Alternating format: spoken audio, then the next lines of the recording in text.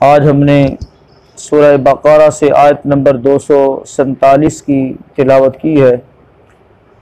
दुआ है अल्लाह रब्बुल आलमीन से, अल्लाह रब्बुल आलमीन इस आयत मुबारका का माना मफ़हूम समझ कर इस वाक़े से इबरत व नसीहत हासिल करने की तौफ़ीक़ अता फ़रमाए। इससे क़बल आयत नंबर 46 में जिहाद क़िताल छोड़ने के नुकसानात का ज़िक्र हुआ कि जब बनी इसराइल के इस गिरोह ने जो मूसा अलैहिस्सलाम के बाद दुनिया में रहा, जिहाद और क़िताल से रूगर्दानी की, तो अल्लाह ताला ने इनके ऊपर दुश्मन को मुसल्लत फरमा दिया और दुश्मन ऐसा मुसल्लत हुआ कि इनके घरों पर कब्ज़ा कर लिया, इनकी औलादों को उन्होंने ग़ुलाम बना लिया और फिर ये दर बदर भटकते रहे अपनी जायदाद, अपने घरों को की वापसी के लिए। तो जब इनको दुनिया जहान में धक्के खाने के बाद कोई रास्ता, कोई राह ना मिली, तो फिर इनको याद आया कि एक ही रास्ता है अज़मत का, इज़्ज़त का, खोए हुए वक़ार की बहाली का, और वो है जिहाद फ़ी सबीलिल्लाह। तो इनके कुछ लोगों ने ये मशवरा किया कि हम वक़्त के नबी से ये मुतालबा करते हैं कि वो हमें हमारे लिए कोई कमांडर मुकर्रर करे ताकि हम अल्लाह की राह में जिहाद कर सकें। और फिर जब जिहाद का ऐलान हो गया तो उस वक़्त उनके दरमियान इख्तलाफात इतने बढ़ गए कि थोड़े लोगों के सिवा जो है बाकी सारे के सारे जिहाद से पुष्ट फेर गए। तो ऐसे में अल्लाह ताला ने उन थोड़े लोगों को भी इस्तिकामत की वजह से इज़्ज़त अता फ़रमाई और दुश्मन पर गलबा अता फ़रमाया। इसके अंदर बहुत सारे और भी असबाक हैं।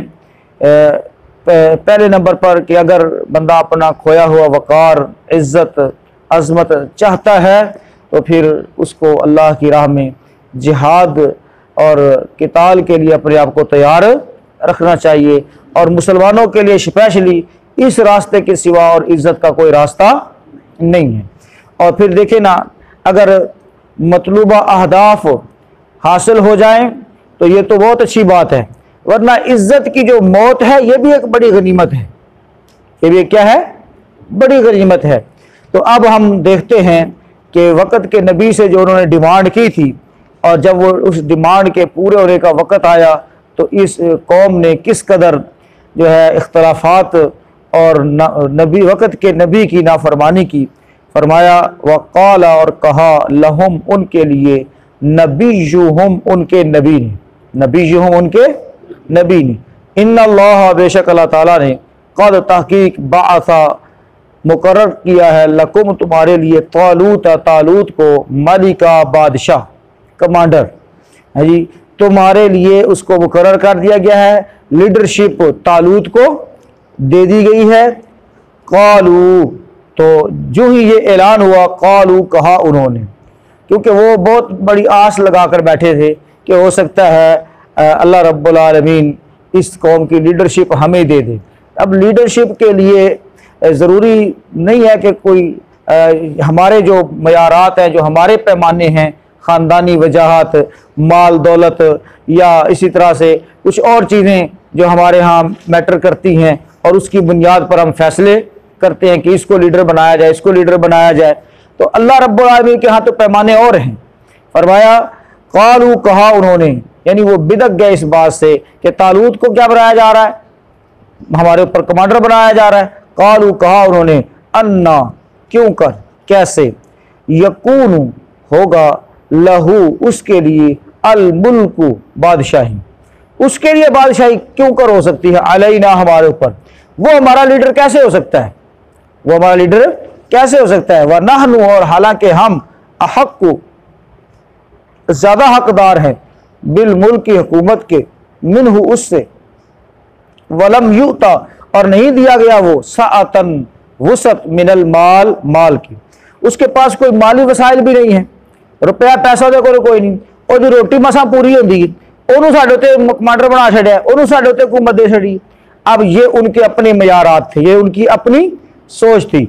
अब अल्लाह ने, अच्छा ज़हन में आता है कि वाक़तन जब उसके पास ना कोई ख़ानदानी वजाहत है, ना उसके पास माल है, तो वाक़तन ऐसे बंदे को, तो कंगाल बंदे को तो लीडरशिप देना वैसे ही जुल्म होगा।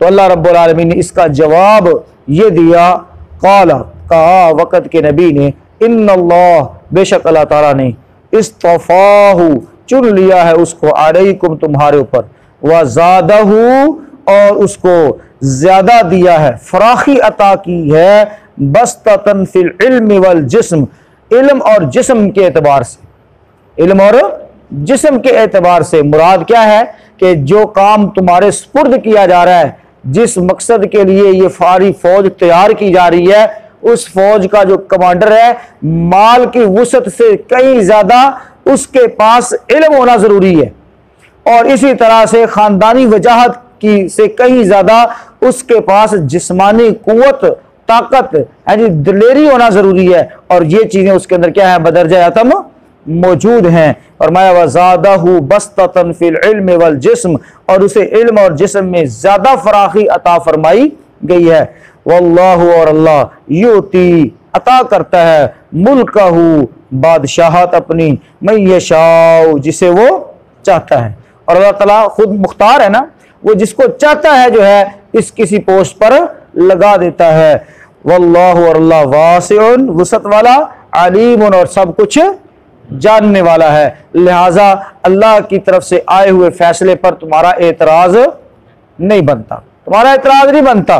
और वैसे भी जिन लोगों ने कुछ करना नहीं होता वो महज क्या करते हैं, बैठकर एतराज करते हैं।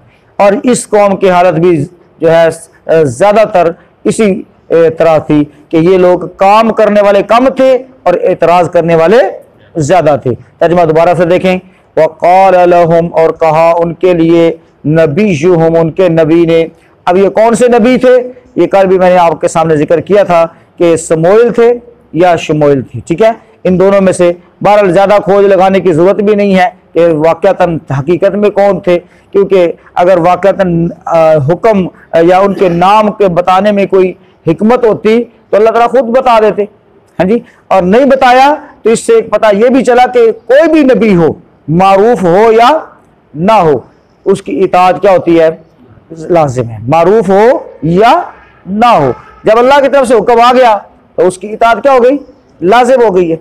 वक़ाला, और कहा, लहुम, उनसे, नबीयुहुम, उनके नबी ने, इन्नल्लाह, बेशक अल्लाह ताला ने, कद तहकीक बाअसा, मुकर्रर किया है, लकुम, तुम्हारे लिए, तालूत, तालूत को, मालिका, बादशाह, कमांडर।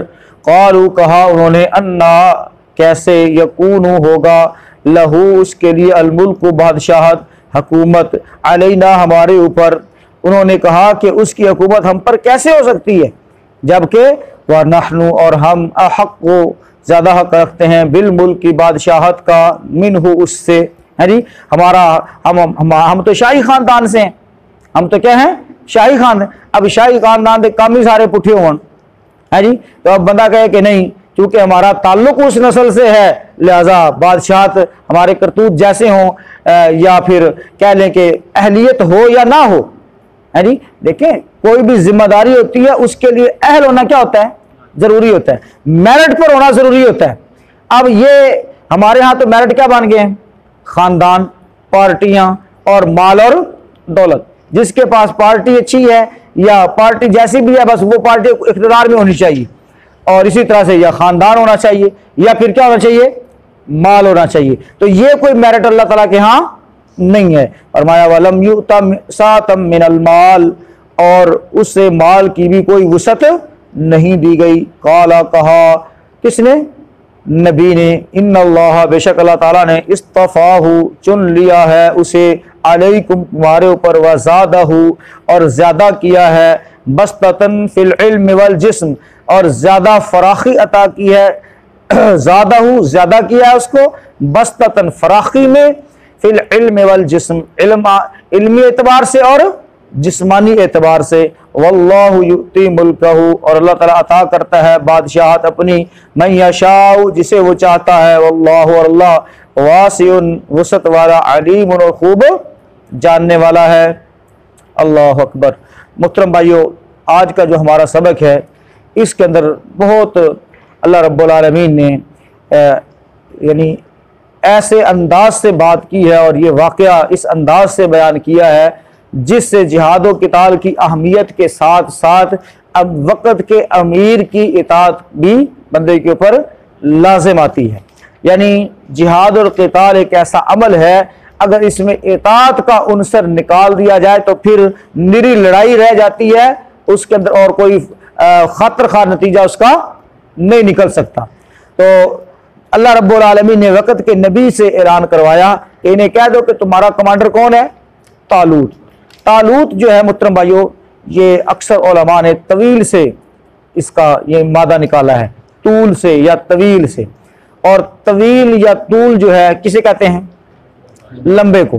ठीक है, तो ये लंबा तिरंगा जवान था, अगरचे ये रंगरूट था या फौज में एक आम सिपाही की हैसियत से आमतौर पर चलता था, लेकिन बहादुरी ज़रूरी नहीं है कि वो किसी अफसर के पास हो, एक आम आदमी के पास भी बहादुरी हो सकती है। और तजर्बे के एतबार से कोई आम आदमी भी वो किसी से सुपीरियर हो सकता है, आगे किसी से हो सकता है। और फिर खासकर जिसको अल्लाह ने चुन लिया है, जिसको अल्लाह सिलेक्ट कर रहा है, क्या ख्याल है उसकी अहलियत के अंदर कोई शक हो सकता है? उसकी अहलियत के अंदर शक ही नहीं हो सकता। इसलिए अल्लाह ताला ने पहला जवाब उनको ये दिया, इन्नल्लाह हस्तफाहु। तुम्हारा इतराज और सीट की और कुर्सी की चाहत तुम्हारी अपनी जगह पर और तुम्हारी खानदानी और माली वसअत अपनी जगह पर, लेकिन जरा सोचो, दिमाग से काम लो, अकल से काम लो, इसको किसने सिलेक्ट किया है? अल्लाह ने किया है। और अल्लाह ताला बेहतर जानता है कि इस मिशन के लिए कौन बंदा अहल है, कौन बंदा इस मिशन को पूरा कर सकता है, किस बंदे के अंदर क्वालिटी है जी जो इस मिशन को पूरा कर सकता है। लिहाजा अल्लाह ताला ने उसको सिलेक्ट किया है, तुम्हारा इतराज नहीं बनता। और दूसरे नंबर पर कि जंग के लिए, जिहाद के लिए, लड़ाई के लिए माल दौलत से कहीं ज्यादा अहमियत तजर्बे की होती है, इल्म की होती है, टेक्निक की होती है। लिहाजा इन चीजों में वो क्या है, वैसे ही दूसरे लोगों से बेहतर है। ठीक है, ज्यादा हो बस्ततन फिल इल्म वल जिस्म। तो इल्म जो है, इल्म की बड़ी फोकियत है। इल्म के एतबार से मोहतरम भाइयों, जिसके पास इल्म ज्यादा है वही सरदार है, वही क्या है?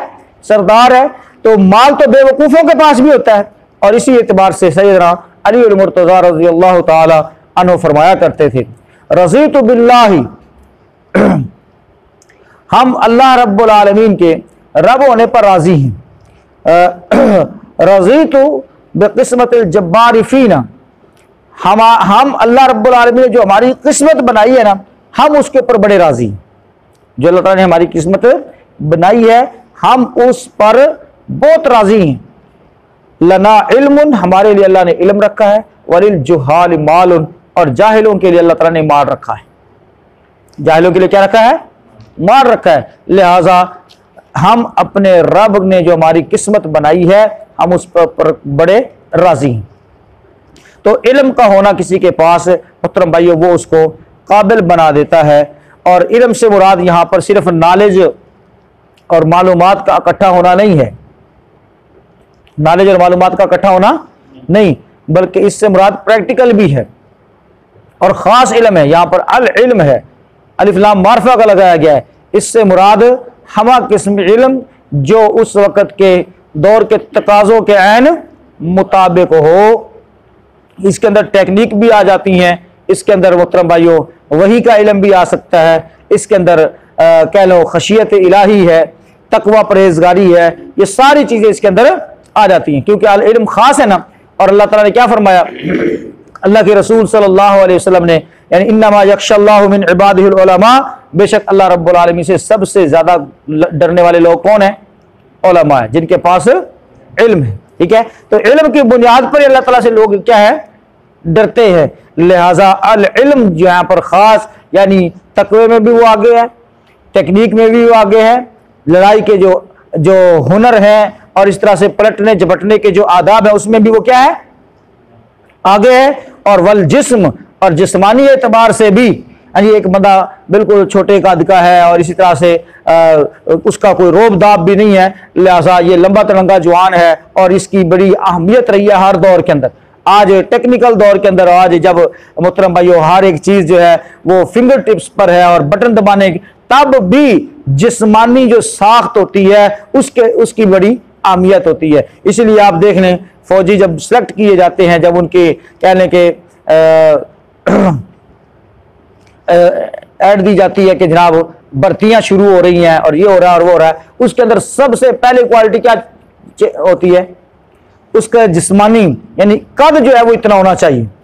अगर वो कद नहीं है तो उसके पास जितनी मर्जी तालीम है उसको रिजेक्ट कर दिया जाएगा। बॉडी यानी छाती इतनी हो, हाँ जी, इसी तरह से कद उसका इतना होना चाहिए। तो हर चीज में ये चीज कहने के फौज के लिए खुसूसी तौर पर जिस्मानी जो साख्त है उसकी जो मजबूती है, इसी तरह से मोहतरम भाइयों ताकि वो एक वजीहा बंदा और रोब दाब वाला बंदा, और फिर खासकर दुश्मन के मुकाबले के अंदर, हालांकि कोई मुकाबला भी खास नहीं होता, आप वाघा बॉर्डर तो गए होंगे, है जी, वहां पर आप देख लें कि पूरे पाकिस्तान से चुनकर जो है जो लंबे तिरंगे जवान होते हैं और कद काठ वाले होते हैं उनको वहां पर फ्रंट पर खड़ा किया जाता है, क्योंकि इसका भी एक अपना क्या शख्सी रोब होता है जिससे जो दुश्मन को क्या करता है, मरऊब करता है।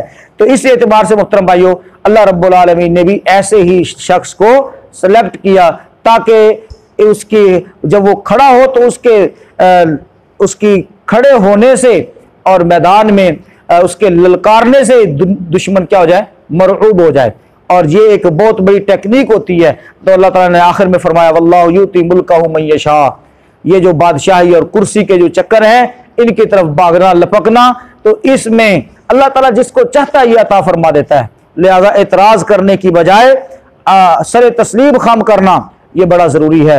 और इन चीजों की नफी कर दी कि खानदान, माल दौलत, इसकी वजह से हुकूमत या इख्तियारात दिए जाएं, और अगर इस वजह से दिए जाएंगे तो फिर खातिर खा नतायज नहीं मिल सकते।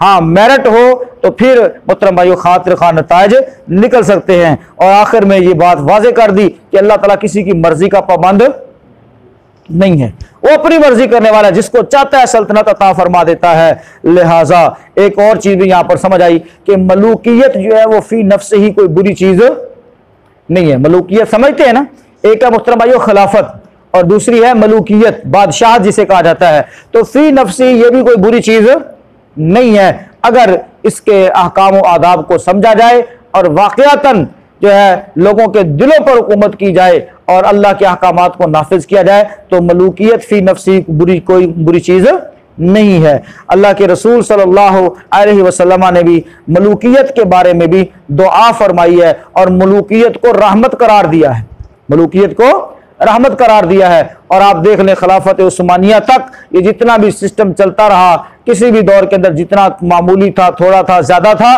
तब भी मुसलमानों के ऊपर बड़ी रहमत रही है। और जब से ये जमहूरियत का फंदा हमारे घरों में अंदर पड़ा है मोहतरम भाई, उस वक्त से जिल्लत और रुसवाई हमारे यहाँ डेरे डाले हुई है।